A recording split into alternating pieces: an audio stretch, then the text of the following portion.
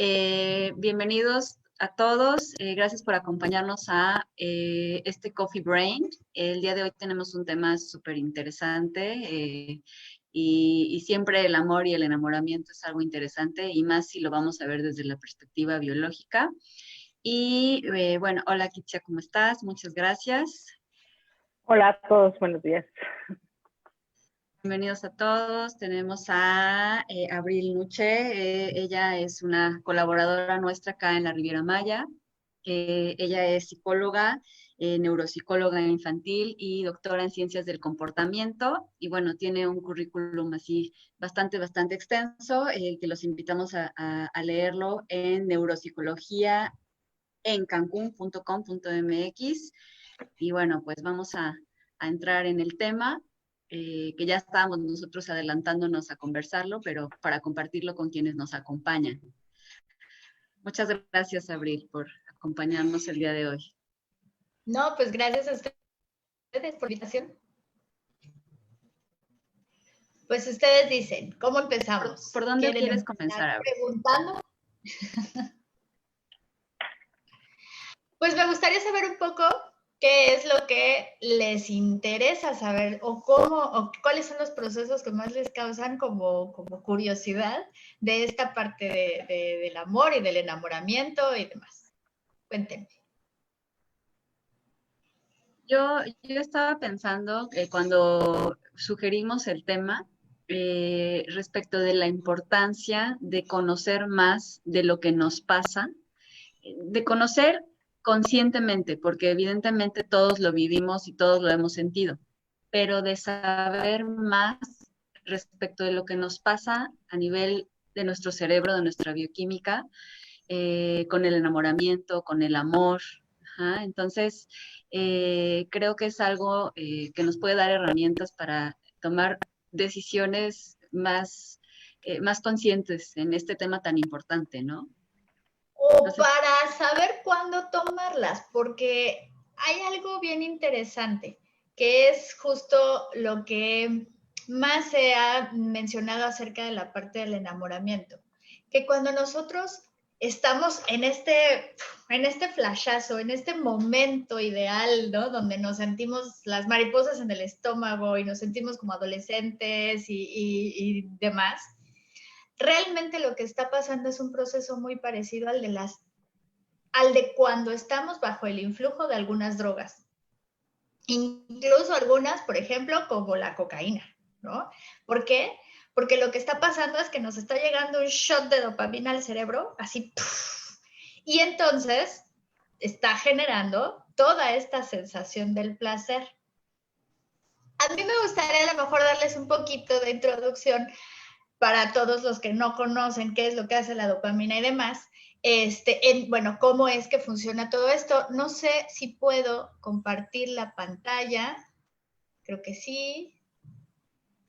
Sí, tienes A ver, ahí está. autorización, ahí está. Oye, Abril, entonces el amor no existe. Es dopamina, es oxitocina. Es que justamente esa es la diferencia y eso es por lo que hay que empezar. El amor pensado como el proceso en el que ya sientes un vínculo y un compromiso hacia otra persona, hablando del amor de pareja, no es lo mismo que el enamoramiento. Entonces, no es lo mismo los 2 primeros meses o los 2 primeros años incluso que los siguientes 10 o que los siguientes 20. Entonces, mira, que es justamente lo que vemos acá. Primero, vamos a hablar de una zona muy importante, ya que estamos hablando de la dopamina. Vamos a hablar de una zona en donde la dopamina tiene un efecto tremendo, que es el núcleo accumbens, es este que está aquí. Ese es súper importante. Y es bien chistoso cómo lo descubrieron, porque lo descubrieron por serendipia, por suerte. Estaban de repente los investigadores ahí haciendo que su ratita empezara a palanquear. Y ellos creían que le estaban dando a otra zona porque les meten electrodos en el cerebro y les empiezan a mandar choquecitos eléctricos. Y ellos pensaban que estaban por otro lado, pero no, se equivocaron y le habían dado al núcleo accumbens, que todavía no se conocía. Entonces, empiezan a mandar sus choquecitos eléctricos y se dan cuenta que la rata sigue palanqueando y sigue palanqueando de una manera súper obsesiva, al punto de que deja de comer, deja de tomar agua, deja de incluso ir a buscar a su pareja, deja de hacer todo con tal de seguir palanqueando, palanqueando, palanqueando, dame más, dame más, dame más. Y esta reacción obsesiva, pues evidentemente les causó muchísima curiosidad. Se fueron a ver dónde es que había caído pues el electrodo ahí que le estaba mandando electricidad y se dieron cuenta que era a este lugar, el núcleo accumbens. Y ya que se empezó a estudiar mucho más, nos dimos cuenta que tiene vías que vienen directito de un área que produce dopamina, que es el área tegmental ventral. Entonces, lo que está sucediendo es que esta área de acá abajo, ¿no? La tegmental ventral le está mandando chisguetes de dopamina directamente hacia esa zona y lo que está sucediendo es que nos genera una sensación tremenda de placer. Además, este núcleo tiene muchísimo que ver con el condicionamiento de las recompensas, es decir, cuando nosotros comemos, vamos al baño, tenemos sexo o tomamos agua, sentimos una sensación de alivio y de placer. Esa sensación la modula el núcleo accumbens para decirnos que eso que hicimos está bien y que tenemos que seguir haciéndolo. Entonces, por supuesto que lo que está haciendo esta sensación de amor y de enamoramiento es decirnos, está bien, sigue por ahí, sí, vas. Y da descargas en esta área. Exacto, lo que está sucediendo es que se parece muchísimo a un proceso adictivo, o bueno, no proceso adictivo, sino exactamente lo que sucede cuando estamos bajo el influjo incluso de las drogas. Usa esas vías. Exactamente las mismas. Porque, bueno, cuando nosotros, cuando se consume, por ejemplo, la cocaína y muchas otras drogas, con el alcohol, por ejemplo, también se produce esta descarga de dopamina que va directamente hacia esa zona, porque son, bueno, sustancias que se parecen mucho a la dopamina. Acá estamos produciendo la dopamina de una manera completamente natural, y bueno, que no nos hace tanto daño siempre y cuando no tomemos decisiones importantes, que es justamente lo que decíamos hace rato. Sí, esta famosa ceguera biológica del enamoramiento. Exacto. No es bueno tomar decisiones mientras estamos enamorados, porque es como si estuviéramos drogados en cierto sentido. Este es un artículo muy interesante que Helen Fisher hizo sobre justamente esta comparación entre el amor romántico intenso y pasional y el proceso adictivo. Y entonces, o bueno, el uso de sustancias de abuso. Y está bien padre porque hace varios experimentos con resonancia magnética funcional. Entonces agarra 17 enamorados en el proceso de 2 a 5 meses de enamoramiento. Y que, bueno, ellos dicen además que el 85% del tiempo se la pasan pensando en su amado, ¿no? Y los mete al resonador y les pone a ver fotos de sus amados y fotos de otras personas conocidas, no conocidas, que pues no les importan tanto. Y resulta que justamente las áreas que se activan es el área tegmental ventral, que es la que está produciendo toda la dopamina, el núcleo accumbens, que es el que está recibiendo toda la dopamina y haciéndonos sentir placer, y luego el núcleo caudado, que es el que está muy involucrado en hacernos sentir más activos, más motivados, mucho más concentrados, pero solamente en una sola cosa, aguas, porque estamos concentrados, como todos los enamorados, solo en mi enamorado y perdemos la atención de todo lo demás, ¿no? Entonces, bueno, todas estas zonas están mediadas por la dopamina y todas se activan también durante el influjo de las drogas. Wow. Entonces, eso está bien, bien interesante. O sea que un cerebro enamorado es un cerebro adicto. No. Un cerebro enamorado. No sé. Yo quiero decir, las adicciones se aprovechan de estas vías naturales que nos da nuestro sistema y las sobreexplotan, pero justamente cuando hablábamos antes de este tema yo me quedaba pensando porque algunos tienen una reacción mucho más fuerte que otros, porque es verdad que a muchos les cuesta más trabajo regular esta inestabilidad bioquímica, cambio bioquímico, por decirlo, ¿no? Ahí es donde entran los orbitofrontales y los prefrontales, es decir, las otras áreas del cerebro. Esas áreas que nos ayudan a controlar todas estas respuestas del sistema límbico a partir de la conciencia y que nos ayudan a pensar. Pensar en el sentido de tomar mejores decisiones y de ver no solamente lo que sucede con mi enamorado o con el amor en este momento o en el enamoramiento, sino de ver el panorama completo y de no perder de vista todas las demás situaciones que tengo que tomar en cuenta al tomar una decisión. Sí, o sea, como que igual ahorita estoy pensando en, tal vez suceda, y bueno, esto lo pongo sobre la mesa, como cuando alguien prueba el alcohol y, pues sí está rico, está padre, pero no me hago adicto. O sea, sí me hace un cambio bioquímico, pero no me agarro de ahí. Y depende entonces, depende de la madurez. Madurez en el sentido más cerebral y también en el psicológico.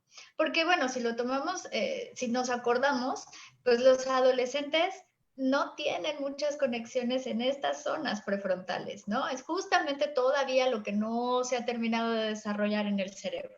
Y por eso tienen tantos problemas para tomar decisiones maduras, ¿no? Vamos, decisiones bien pensadas y decisiones tomando en cuenta toda la situación completa. Entonces, un adulto que ya tiene no solamente la experiencia, sino muchas más conexiones cerebrales en esta zona, pues ya es capaz de recordar que no puede tomar decisiones apresuradas, que no puede ser tan impulsivo, ¿no? Y como en el alcohol, ¿no? Que a lo mejor ya sabe que lo que le puede pasar si toma demasiado y entonces ya se la va a llevar más tranquilita. Sí, al final no dejar que la dopamina tome las decisiones. Para eso tenemos Cuando otra. somos adolescentes es lo que hacemos. Dejamos que la dopamina tome las decisiones por nosotros. O más bien, el hecho de seguir sintiendo esa dopamina en el núcleo accumbens, ¿no? Eso lo es todo. Conforme vamos aprendiendo, conforme vamos creciendo y vamos experimentando otras situaciones, pues entonces ya no nos dejamos tanto llevar por esta sensación de placer nada más. A menos que por ahí Entonces el también. amor se acaba. Ahí vamos. Bueno, espera, porque antes de llegar al amor real, yo quiero que vayamos al rechazo. ¿Qué pasa No, cuando te mandan a la... allá, muy lejos. allá por allá? Que esto estuvo, también es un experimento que hizo esta misma investigadora. Ahora con 15 rechazados. O sea, metió al resonador a 15 personas a las que acababan de mandar a la burger. Y eso los puso a ver fotos de sus amados y fotos de otras personas y demás. Y entonces lo que encontró es que igual se está aprendiendo todavía esta zona del condicionamiento y la recompensa, todavía se está produciendo mucha dopamina ahí en tegmental ventral, pero bueno, y también en el accumbens, el accumbens todavía está ahí recibiendo toda esta información, pero también se prende una zona bien interesante, el globo pálido, porque es uno de los ganglios basales que se ha relacionado con el vínculo materno y el vínculo fraterno. Al parecer a los bebés, para los bebés y para cuando están relacionando esta relación con su madre o el amor de la madre, es una zona muy importante. Y para todos, cuando estamos pensando en nuestra madre o en nuestra familia. Entonces quiere decir que estas personas ya habían generado un vínculo, probablemente muy rápido, pero lo habían generado. Y otra muy interesante, se prende también la corteza de la ínsula y el cíngulo anterior, que son zonas que están relacionadas con el control emocional y también con el control del dolor físico. Es decir, nosotros podemos sentir dolor porque nos pinchó una aguja, pero si yo no le pongo atención, si yo logro concentrarme en otra cosa, puedo lograr que ese dolor sea muchísimo, muchísimo más bajo. Incluso son las zonas que se prenden cuando hay hipnosis para dejar de sentir el dolor. O sea que el rechazo duele, duele de Exacto. verdad. Lo cual quiere decir que el rechazo está realmente doliendo en el nivel. O sea que el desamor sí duele. Esas canciones que de pronto escuchamos, ¿no? De desamor, de si te vas me muero, qué dolor, no puedo con él, se me parte el corazón. O sea, ¿es real? Sí, Sí, es real ese dolor. y es ¿Sí real puedes morir también de amor? cuando te dicen que para que no te duela te tomes un paracetamol, también funciona. Wow, Sí, wow. o sea, al final, o sea, es real porque lo sentimos, o sea, todos lo hemos sentido, es auténtico, no nos lo inventamos, no estamos locos, nada de eso. Pero es real porque también ya tenemos una evidencia en cuanto a lo biológico, a dónde se procesa. Y bueno, a veces necesitamos como esta información para validar un poco y entender más qué nos pasa a nivel físico también, ¿no? Y acá hay muy importante, también se activa la corteza orbitofrontal. Quiere decir que todo esto que están sintiendo se lo están aguantando. O sea, que hay mucha de todas estas emociones y de todo este dolor que lo están teniendo que inhibir todo el tiempo, se lo están teniendo que aguantar y reprimir, porque no lo pueden demostrar tanto. Y esta zona que está muy relacionada con el control inhibitorio y con la toma de decisiones, pues está así, súper prendida al máximo.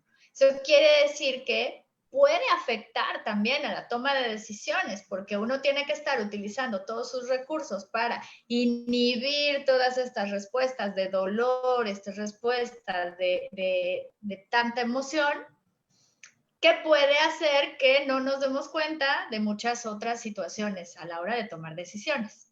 Sí, aquí dice en un comentario Monique, con razón se siente como que literal duele el pecho cuando terminamos una relación. Y ahorita con lo que tú estás diciendo, porque además nos dicen, no llores, no vale la pena, ¿no? Un poco la consigna es, aguántate, ¿no? Y qué pesado para nuestra biología que te esté doliendo, es como si te acabaras de machucar un dedo y que te super ahí apretaste y te digan, no hagas ninguna expresión, aguántate. Que es muy parecido al síndrome de abstinencia. Estaba yo en las drogas y de repente ¡pum!, me las quitaron de golpe. Y Y dicen entonces aquí, dejo de sentir todo este influjo. ¿Vale? hay una pregunta que creo que podemos tomar ahorita. ¿Es verdad que tenemos neuronas en el corazón? Ay, yo más bien diría, bueno, es que hay que pensar entonces cómo estamos conceptualizando el corazón. ¿Estamos conceptualizando el corazón como el que se enamora? Porque el que se Sí. enamora no es el corazón, el que se enamora es el cerebro. Y sobre todo, quien se está enamorando es nuestro núcleo accumbens y nuestras amígdalas, que son las que están produciendo toda esta sensación de Sí, placer y de acordémonos activación. que el cerebro es el órgano que regula todo. O sea, si nosotros nos quemamos acá, el dolor lo sentimos aquí, pero es el cerebro el que está procesando, regulando y dando respuestas. Entonces, por eso Si nos tenemos duele. una lesión acá, podemos no sentir el dolor o no poder identificar de dónde viene. Claro. ¿Y por qué? ¿Y por qué hay muchos dolores, hay muchos amores que duelen y a pesar del dolor ahí se sigue? ¿No? Un buen ejemplo son, vamos a hacer un término, no sé si sea el adecuado, tú eres la experta, pero las relaciones tóxicas. ¿No? En las relaciones tóxicas hay un amor que duele y duele mucho, pero uno no se quita, ahí sigue. ¿Qué pasa? O sea, ¿por qué? ¿Por qué seguimos ahí? Bueno, precisamente yo creo, por lo que estamos leyendo acá, que precisamente tiene que ver con este proceso que es muy parecido a la adicción. Estamos buscando otra vez sentir eso que sentimos cuando nos llegó todo el shot de dopamina y estamos buscando por cualquier medio empezar, o bueno, sentirlo de nuevo. Que aquí es cuando viene esta parte de la patología. Porque en este síndrome de abstinencia se produce demasiado estrés. Y bueno, puede llegar incluso a dar, bueno, problemas como la ansiedad o incluso a bajarnos las defensas, suprimir el sistema inmunológico, etcétera, pero también puede producir la patología de la obsesión, que es lo que ahora se llama el acoso o el stalkeo famoso, ¿no? Que bueno, hay dos tipos más comunes, o son los que nos habla aquí en el artículo la doctora Helen, y nos dice, ay, primero pueden ser los que persiguen el tener una relación íntima, romántica, pero que ya fueron rechazados, es decir, los perseverantes, los que ya les dijeron que no y siguen y siguen y siguen y siguen, porque están buscando esa dopamina que tenían antes. Y por el otro lado también están los que buscan a un extraño o a un conocido que a lo mejor parece que no ha respondido a sus señales románticas, ¿no? Les llamen los tímidos, aunque sería más correcto decirles los verdaderos stalkers, ¿no? Los que te andan buscando aunque ni siquiera te conocen. Lo que pasa aquí es que se... Dime. Tenemos una pregunta que, bueno, está muy relacionada, pero yo quisiera que la aclaremos. Nos pregunta Claudia, o sea, ¿estar enamorado es estar enfermo? No. ¿No? Mira, no. ¿No es una enfermedad del amor? No, pero es que ser adicto tampoco es estar enfermo. O sea, mira, bueno, está bajo el influjo de una droga. Es que sí, ahí... O el influjo de una droga. O sea, la neurobiología... La neurobiología está alterada. De la adicción sí está ¿Me alterada. permiten? Adelante. Perdón por interrumpir, pero buenos días, se está pasando el tiempo respecto de una pregunta anterior muy interesante. El corazón como órgano circulatorio sí tiene neuronas. Si no, no nos podría doler un infarto. Ah, bueno, claro. Pero la regulación de la frecuencia cardíaca está hecha por células musculares especializadas en transmisión eléctrica.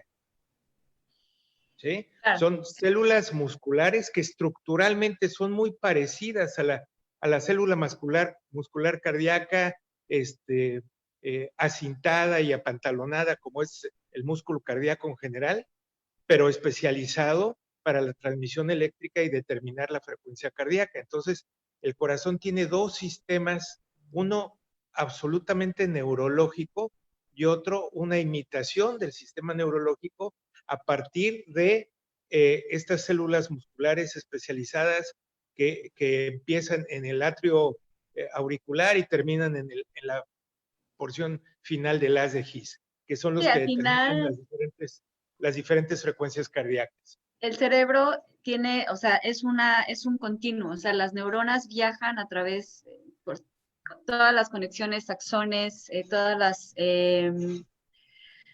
interconexiones están en todo el cuerpo, o sea, y es una regulación que tiene que tener una vía de comunicación y al final se regula en el sistema nervioso, ¿no?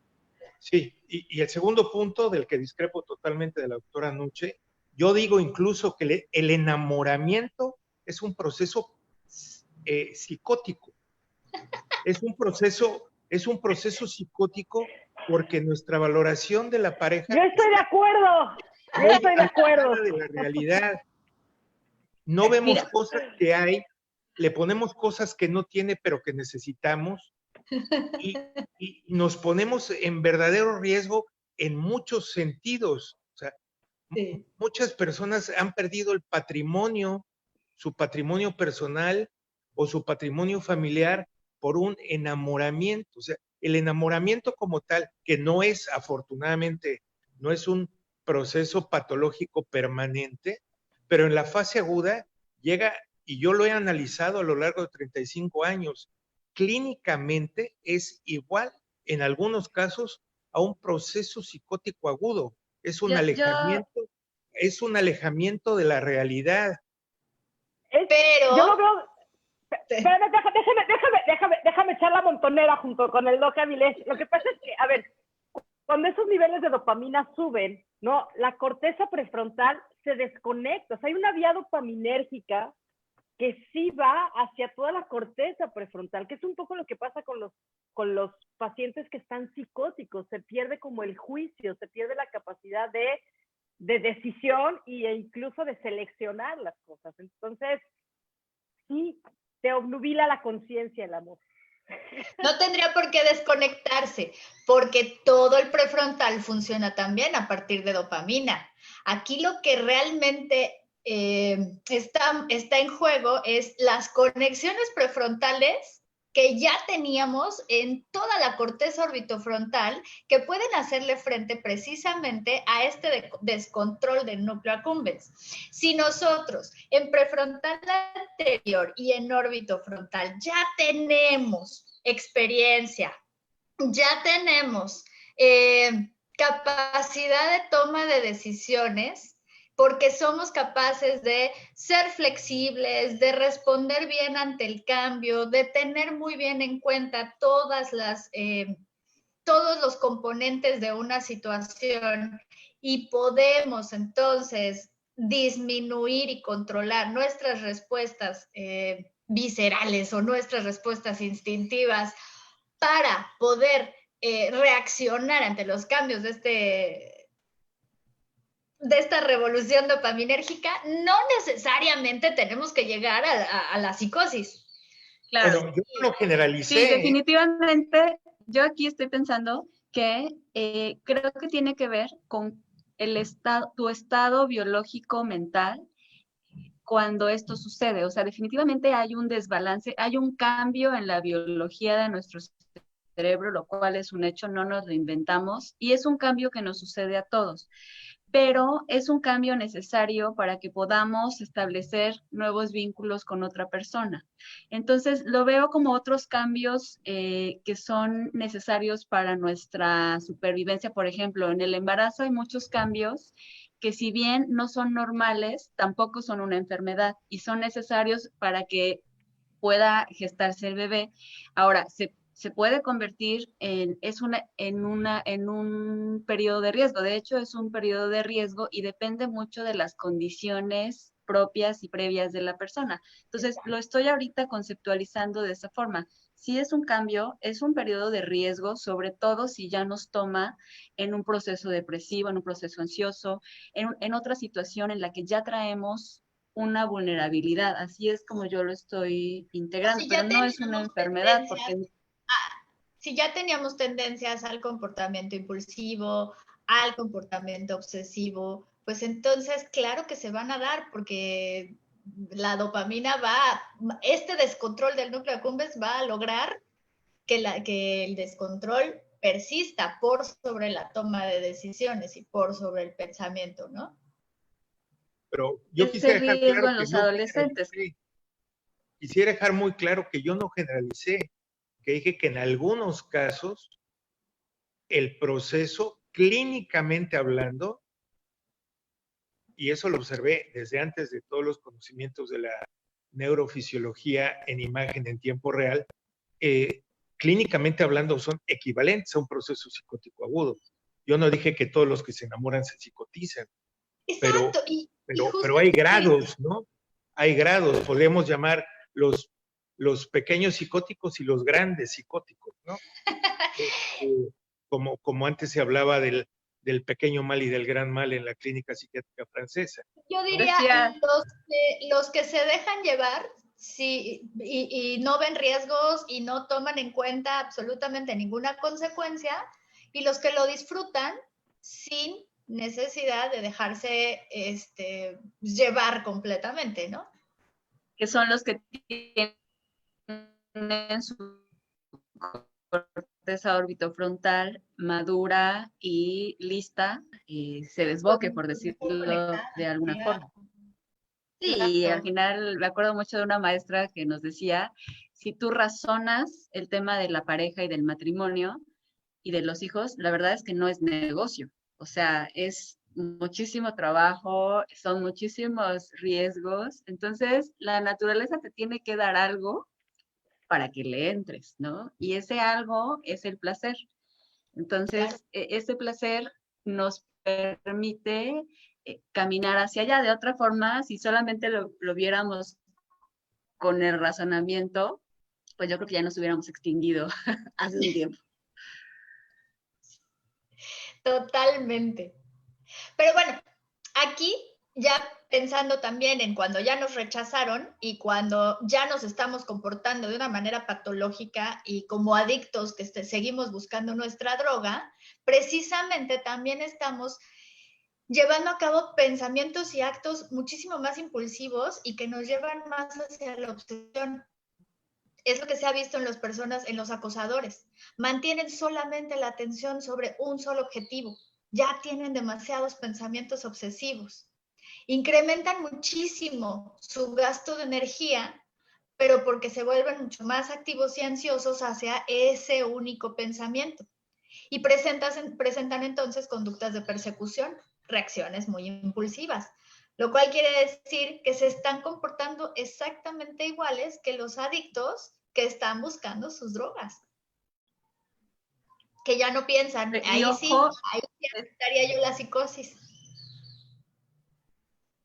Son comportamientos, o sea que sí, y es normal que se dé este incremento en atención al otro, esta búsqueda, pero no necesariamente llegar al grado de un stalker. O sea, ahí es, o sea, como la intensidad, ¿no? Como decíamos, la capacidad de regulación de las otras áreas del cerebro para que esto no se nos vaya de las manos y entonces sí se vuelva en un trastorno, o sea, algo que no es funcional, porque sería el ser un vínculo sano, eso sería lo funcional. Exactamente, no, bueno, o simplemente el hecho de decir, ok, ya me rechazaron, ya se acabó, y probablemente lo vas a sufrir y te va a doler, pero no vas a tener este tipo de conductas persecutorias o de reacciones impulsivas que te lleven incluso a la obsesión. A ver, aquí hay un comentario, bueno, hay dos, creo que uno ya lo abordamos, pero entonces no te debes enamorar. Bueno, ahí sí creo que no es tan opcional. Y la bioquímica, uno no manda en la bioquímica al 100%. Y dice... Si no nos enamoráramos, no nos reproduciríamos, ¿no? O sea, o sea, es la única forma que existe para poder tener acercamiento. Seguimos siendo parte de la naturaleza. Dice, yo creo que hay algo más aparte de la madurez cerebral. ¿Por qué algunas personas tienen mayor resiliencia y capacidad de salir adelante y otras personas no?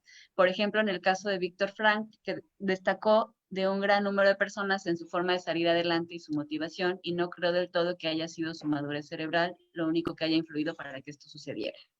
Gracias por su comentario, usted. Bueno, lo que pasa es que si no hay madurez cerebral, pues no hay manera de que haya madurez psicológica. Entonces, bueno, por algún lado tenemos que empezar, eso sí es un hecho, ¿no? Y una persona que no tenga por ejemplo, los adolescentes, que es el ejemplo más claro, ¿no? O sea, una persona que todavía no tiene buenas conexiones cerebrales, pues es muy complicado que pueda tomar buenas decisiones y que pueda tener como una buena madurez psicológica. Entonces, eso se aprende a partir de la experiencia y a partir también de ir aprendiendo a controlar nuestras emociones, aprendiendo a procesarlas y aprendiendo también qué reacciones y qué acciones nos ponen en menos riesgo. Y esos aprendizajes, si bien tienen que ver con una parte psicológica, terminan haciendo procesos cerebrales que les llamamos maduros. Por supuesto, ver a lo psicológico y a lo cerebral como dos cosas separadas, pues no tiene sentido, ¿no?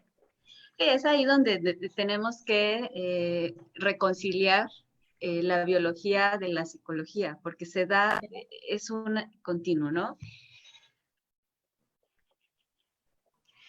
Bueno, es que esto también está bien interesante, porque bueno, ahí se acaba el artículo de la doctora Helen, pero luego por acá viene un artículo de Bianca Acevedo, en donde nos habla del amor de a de veras, es decir, de cómo funciona en términos neuronales el amor a largo plazo cuando sigue siendo intenso, aguas, ¿no?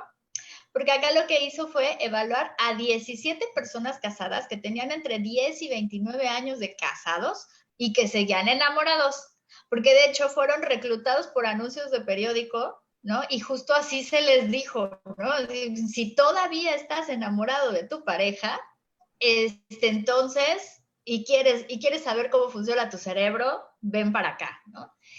Y entonces los metieron al resonador y les enseñaron fotos de sus parejas, de amigos, de conocidos, de otras personas, pues X, ¿no?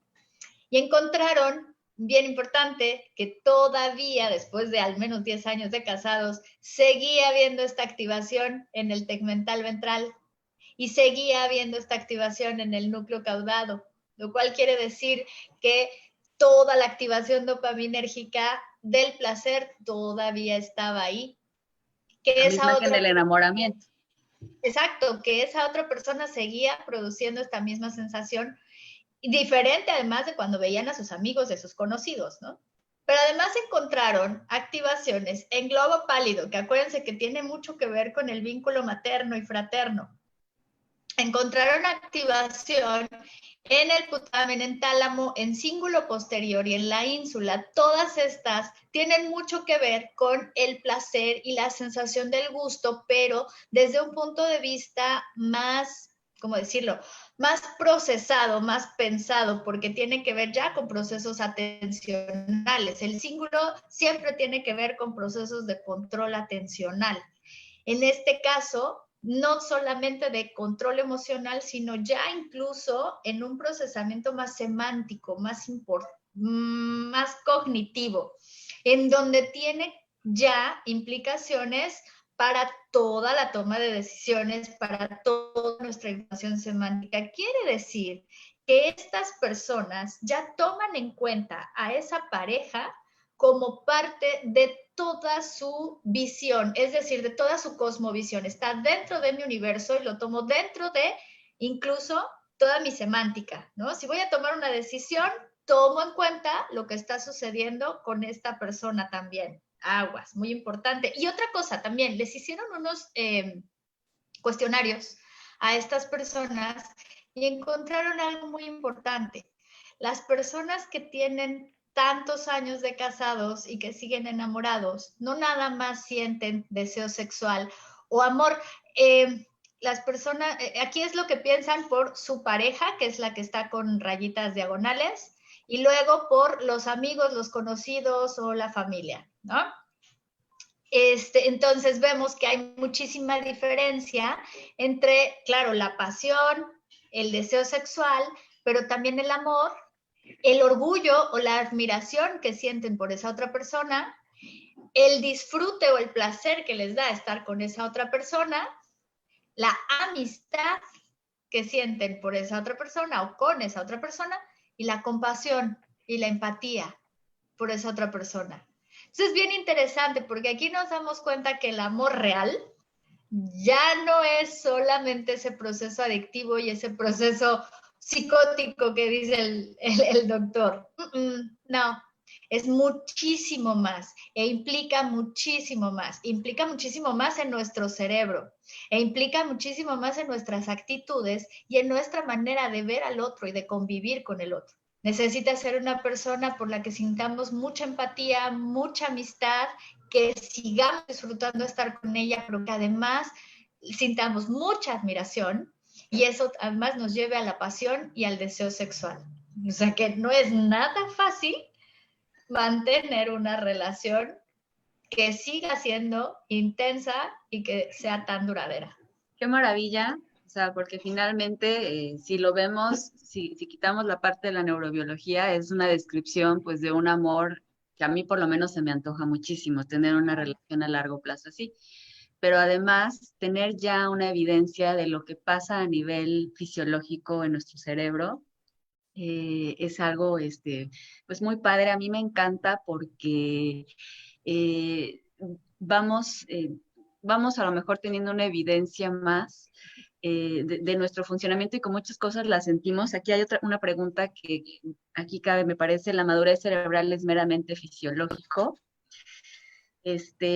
Todo pasa por el sistema nervioso, ¿no? O sea, al final lo de afuera moldea lo de adentro y lo de adentro nos hace buscar, ¿no? Entonces... En el cerebro nada es meramente fisiológico, porque todo lo que sucede en el cerebro tiene que ver con lo que pensamos, lo que percibimos, lo que sentimos. Y esa es la razón por la que cualquier enfermedad mental, por la que cualquier baja de neurotransmisor o cualquier lesión cerebral o cualquier cambio en el cerebro va a tener cambios en cómo nos sentimos, en cómo percibimos, en cómo tomamos decisiones, en nuestro estado de ánimo. Entonces, nada en el cerebro es meramente fisiológico. ¿Qué pasa a través de lo biológico? O sea, es como este ritmo constante y perfecto entre lo de afuera que nos afecta, y si lo sentimos, no es que nos lo inventemos, o sea, pasa por algo de afuera, pero tiene una implicación a nivel biológico. Ajá. Tenemos aquí otro comentario de Facebook que nos pone aquí la doctora Kitsia. No, Entonces, no. Son comentarios de Facebook. Todos son comentarios de Facebook. Ahí está el nombre de la persona que los está haciendo. Sí. ¿Lo quieres leer tú mejor para...? Nos dice Bis Pilgrim, entonces el enamoramiento es algo que empeora los síntomas ansiolíticos ser ansiosos, en los que ya traemos un trastorno de ansiedad, y al ser rechazado se entra en un pensamiento rumiante y se vuelve impulsivo, pero en el pensamiento de que somos rechazados por ser nuestra culpa, por culpa de nuestro trastorno. Ándale. Yo creo que cuando estén...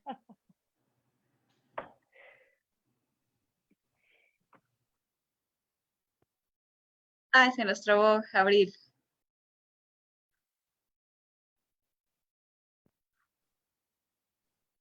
Se nos fue Abril, pero bueno, vamos a conversar. Bueno, yo dando mi opinión respecto de lo que comenta.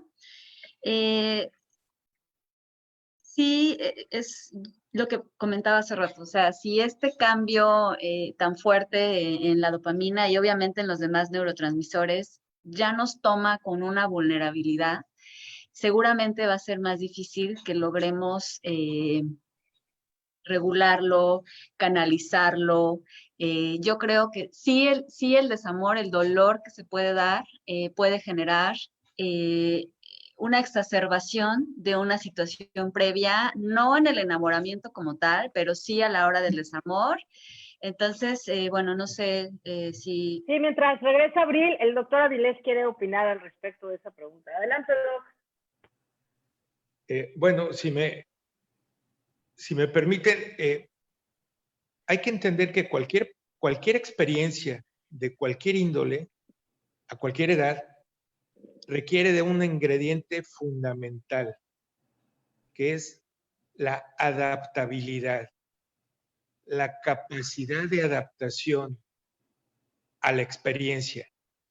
Si es una experiencia transitoria o si esa experiencia implica un cambio a corto, mediano, largo plazo. La capacidad de adaptación. Si una persona es ansiosa, de por sí ya tiene una merma en la capacidad de adaptación generada por el mismo estado de ansiedad. Y si hay un rechazo de la pareja buscada o de la pareja tenida y que se rompe la relación, ese estado de ansiedad seguramente dificulta la respuesta adaptativa funcional y tendrá una respuesta que se llama maladaptativa. O sea, la capacidad de adaptación no se da como podría esperarse en personas que no tengan un cuadro ansioso.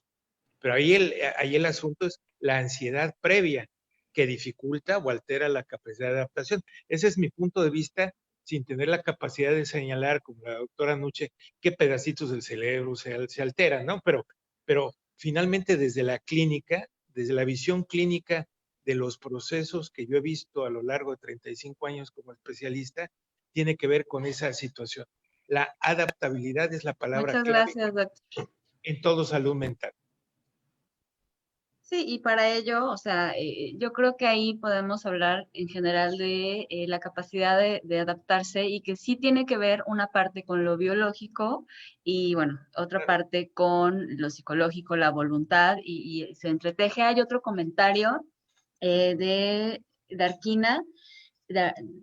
Considero que una relación se vuelve tóxica cuando no se tiene confianza en uno mismo. Cuando quieres llenar tus vacíos con otra persona, empiezas a idealizar a la persona porque esa persona representa todo lo que uno no se da a sí mismo. Esto genera el apego al pensar que no eres nada sin el otro, no eres feliz o te sientes completo si no está la otra persona.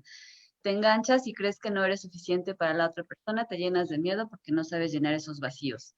Y bueno, ahorita retomando, y bueno, ya se nos fue la experta, como dice, en los pedacitos de cerebro en los cuales se procesan, pero si lo pensamos desde la función de la dopamina, al final creo que debemos no perder de vista que esa función de la dopamina, esa capacidad de de seguir sintiendo el placer, el bienestar, el placer relacionado con el bienestar, sigue siendo nuestra.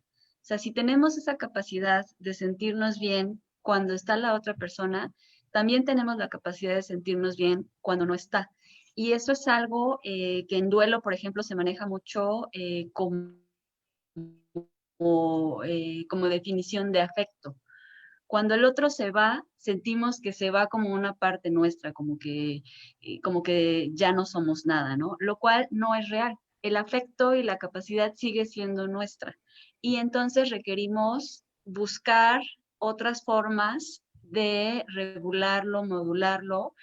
Y ahí es donde si estamos teniendo una dificultad extrema, inclusive de que este dolor sintamos que mejor preferiríamos morir que sentirlo, eso ya es algo que tendríamos que revisar, por qué no estamos teniendo esa capacidad de quitar nuestro afecto y regular nuestra función dopaminérgica, porque una ruptura es algo que no tendría por qué ser vital, aunque sí podía doler demasiado, ¿no?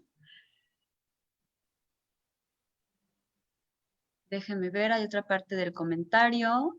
Ya en casos de llegar a la psicopatía de la obsesión, por eso mi mamá pensaba que si tenía novio en mi época escolar me iba a distraer. Y sí, es parte de lo que comentaba la doctora Abril en la adolescencia.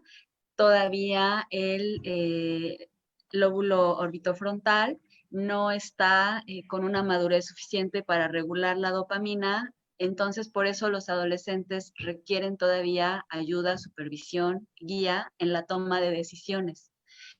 Porque todavía... Se trabó la cosa. Ah, bien. Ok.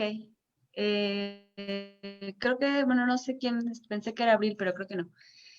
Entonces, sí se tienen que dar los procesos, o sea, porque al final en la adolescencia justamente se está haciendo un entrenamiento entre esta parte impulsiva totalmente relacionada con la dopamina y el desarrollo de los lóbulos orbitofrontales. Y se tiene que ir dando, tampoco podemos guardar al adolescente en una cajita y que no le pase nada, ¿no? O sea, finalmente tenemos que irlo acompañando y tiene que ir desarrollando desde la parte psicológica experiencial y que finalmente también va a lo biológico. Y bueno, tenemos muchísimos comentarios, muchas gracias. Es un tema súper interesante y vital. Si el amor duele y no se quita, es codependencia, diría yo. Bueno, sí, ahí entramos como en un concepto igual, que creo que puede ir relacionado con lo que explicamos de por qué habemos quienes nos enganchamos más que otros. Ajá. Y, ok, no sé si Kitsia quiera decir algo, si esté por ahí. Bueno, creo que el doctor Avilés igual, Abril creo que ya no la pudimos tener de regreso, pero para ir cerrando, nos piden por aquí si pudiéramos compartir la lista de referencias. Yo creo que la doctora Abril nos la puede enviar y las compartimos con ustedes. Y excelentes comentarios del doctor Avilés, claro que sí, como siempre es un invitado muy especial y un gran honor que comparta con nosotros su experiencia y su tiempo.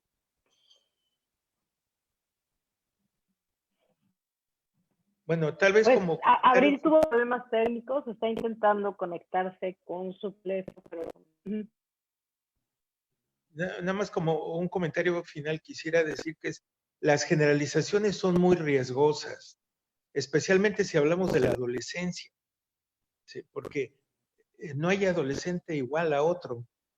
como hablamos de personalidad, cada personalidad tiene características muy, muy, muy particulares, aún entre los hermanos que fueron educados en la misma casa, en la misma época, en las mismas escuelas, pueden tener personalidades muy diferentes. Lo mismo ocurre con la adolescencia. Yo estoy recordando ahorita a una adolescente que conozco, bueno, ya no es una adolescente, es una jovencita, que conozco desde que nació, una ahijada mía, y la vi crecer durante todo el tiempo y hasta ahora que tiene 21 años, tiene novio, porque antes decidió que se iba a dedicar a la escuela. Y hay muchos adolescentes que desde la pubertad ya tienen novio, ¿no? Y algunos sí les distrae mucho y suelen ser relaciones catastróficas porque hay un impacto en la vida escolar, en la vida familiar, en la vida de los amigos, y hay otros que tienen novia y su desarrollo es muy sano. Y Sí, hay adolescentes que incluso son mucho más sanos que los papás, mucho sí, más maduros que los papás. Entonces, la generalización me parece muy riesgosa. Tendríamos que, que particularizar, y eso es muy difícil en un por, programa como estos, cuando no estamos revisando casos. por procesos, o sea, finalmente, totalmente de acuerdo, estas diferencias entre los seres humanos de acuerdo a la edad, el género, las circunstancias, evidentemente que en cada situación hay que hacer un traje a la medida. Esto que usted menciona respecto a las diferencias entre los adolescentes, de la experiencia que yo tengo y del conocimiento que me encanta el tema, eh, eh, creo que tiene mucho que ver con todo lo que ha pasado con ese sistema nervioso a lo largo de la vida, o sea, desde la genética, desde esa base que uno no regula ni controla ni tiene mayor influencia, hasta todo cómo se ha ido dando el desarrollo, los estímulos, ahora sí que los retos, los adultos que han estado ahí para ayudar a que esa regulación y esa madurez biológica se vaya dando. Y definitivamente parte de la adolescencia es esta parte biológica hormonal que se está dando y evidentemente que cada maduros todavía su cerebro no tiene funciones totalmente de adulto. Sí hay algunos que logran regularse más que otros, pero por lo general necesitan ayuda de alguien externo. Entonces, un adolescente que toma decisiones más maduras, por decirlo así, generalmente tiene un apoyo externo que le ha dado esa base, ¿no? Entonces, estamos ya sobre el tiempo. No sé si quieras decir alguna conclusión, Kitsia. Abril ya no regresó, Sí, doctora aquí está. Vilés que nos acompañó. Entonces, Gracias a ustedes. bueno, hay más comentarios, pero estamos un poquito sobre el tiempo.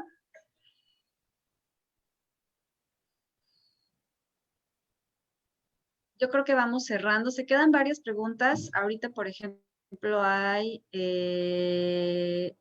si tenemos diferencias en lo que sentimos o experimentamos el amor en los hombres y las mujeres. Yo creo que sería muy interesante que volvamos a invitar a Abril para que se quedó ella con mucha información todavía que compartirnos. Entonces, no sé si estás de acuerdo que invitemos a Abril y podamos, a lo mejor la siguiente semana, si ella puede continuar, que hoy por problemas técnicos nos quedamos sin esa parte tan valiosa de su experiencia. Yo diría nada más rápidamente que sí hay diferencias. Sí, claro. Sí hay diferencias de género. Semana. Sí, totalmente de acuerdo. Yo logré. Hola. Ah, perfecto. Tu conocimiento, hay una pregunta, estamos casi sobre el tiempo, pero nos va a dar apertura para invitarte a una siguiente sesión. Nos preguntan respecto de las diferencias entre hombres y mujeres en cómo sentimos o experimentamos el amor. Y bueno, estamos hoy ya a 5 minutos y nos tenemos que ir a tiempo. Entonces, no sé si te comprometemos ya con una siguiente invitación, Abril. De diferencias sexuales, está padrísimo. Sí. Va, la próxima semana. Checa tu agenda. todo un tema largo, largo. Muchas gracias. Bueno, pues. No, perdón, ahora fue mi computadora y ya saben, esto de la tecnología que está horrible. Muchas gracias a todos por acompañarnos. Muchas gracias, Abril, Kitsia, doctora Avilés, Monique, a todos los que nos acompañaron. Y bueno, los esperamos para la siguiente semana. Dios, muchas gracias. Bye, bye.